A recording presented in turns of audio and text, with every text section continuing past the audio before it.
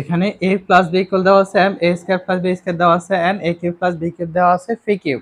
এই তিনটা মান দিয়ে বলছে যে m কিউব প্লাস 2 ফি কিউব ইকুয়াল 3m এর মান নির্ণয় করার জন্য, অর্থাৎ বাম পক্ষ সমান ডান পক্ষ নির্ণয় করার জন্য যে মানগুলো দেওয়া আছে আমরা সেই মানগুলো লিখে নিলাম। এবার বাম পক্ষ লিখলাম m কিউব প্লাস 2 ফি কিউব। এবার m এবং ফি এর মানটা আমরা এখানে বসাই দিলাম। m এর মান হচ্ছে এটা, ফি এর মান হচ্ছে এটা, এটা বসাই দিলাম। বসাই দেওয়ার পরে এখানে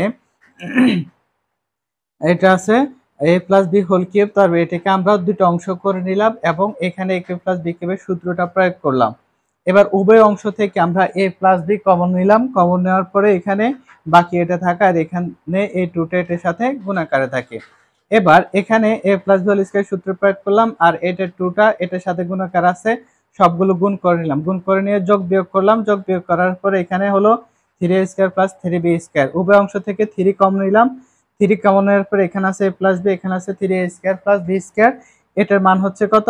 তো 3টাকে আমরা প্রথম লিখলাম, আর এটা হচ্ছে এটা গুণাকার আছে এটা লিখলাম। a প্লাস b ইকুয়াল দেওয়া আছে m, a cube plus b cube equal হচ্ছে n। তাহলে 3mn আমাদেরকে বলছে এই 3mn প্রমাণ করার জন্য। সুতরাং বাম পক্ষ সমান ডান পক্ষ প্রমাণিত।